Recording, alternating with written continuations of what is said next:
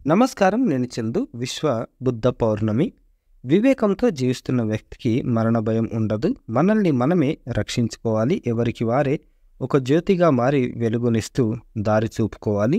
ధ్యానాన్ని ఒక పనిగా చేయకూడదు. ప్రతి పనిని ధ్యానంగా చేయాలి.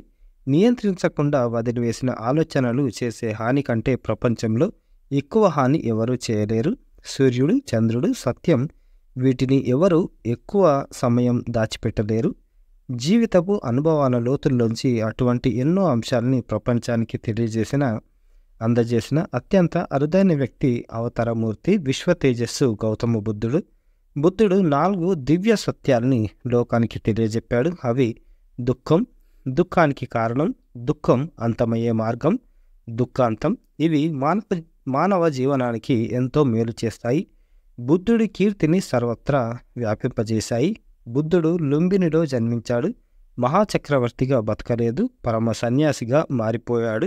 బాహ్యంగా అంతా బాగానే ఉన్న సిద్ధార్థుడికి లోపల ఏదో వెలితి, ఏదో జిజ్ఞాస, ఏదో చేయడానికి వచ్చాను, ఏం చేస్తున్నాను, తీవ్రమైన అంతరంగ అన్వేషణ అతడిని నిర్వనీయడం లేదు. సరిగా అదే సందర్భంలో అతడికి 4 దుఃఖాలు కంటపడ్డాయి. అవి ముసలితనం, రోగం, మరణం, సన్యాసం. వీటిని 4 దృశ్యాలు అంటారు. ఈ దృశ్యాలను దర్శించిన సిద్ధార్థుడి మనస్సు అంతర్ముఖమైంది. దారి దొరికింది. ఒక రాత్రి వేళ తన కుటుంబాన్ని, రాజభోగాలను వదిలి రాజప్రసాదం నుంచి నిష్క్రమించాడు. తీవ్రమైన సత్యాన్వేషణ చేశాడు. చివరికి బోధగయలో ఒక రావి చెట్టు కింద అతడికి జ్ఞానోదయమైంది. అష్టాంగ మార్గం కనుగొన్నాడు. అదే అందరికీ జీవితాంతం బోధించాడు. బుద్ధుడు అయ్యాడు. బుద్ధుడి ప్రసంగాలు వినడానికి ఒక వ్యాపారస్తుడి కొడుకులు అక్కడికి వచ్చి కూర్చుని ధ్యానంలో మునిగి ఉండేవారు. ఆ సమయం వృధా అని, దాన్ని వ్యాపారం కోసం వాళ్ళు వినియోగిస్తే ఎంతో బాగుండేదని తండ్రి అనుకున్నాడు. అలా జరగడం లేదు. ఇదంతా వృధా అని కోపం వచ్చి బుద్ధుడి సమావేశానికి వెళ్ళి బుద్ధుడి వైపు చూసి కోపంగా తిట్టి ముఖం మీద ఉమ్ము ఊశాడు. బుద్ధుడు ఆ వ్యాపారి చర్యకు ప్రతిచర్యగా ఒక నవ్వు నవ్వాడు. వ్యాపారికి అర్థం కాలేదు. అది అతడి మనసును కలిచివేసింది. రాత్రంతా నిద్రపోలేదు. తెల్లవారగానే బుద్ధుడి దగ్గరకు వెళ్ళాడు. అతని కాళ్ళ మీద పడ్డాడు. క్షమించమని వేడుకున్నాడు. బుద్ధుడు నేను క్షమించను అన్నాడు. ఆ వ్యాపారితో పాటు అందరూ ఆశ్చర్యపోయారు.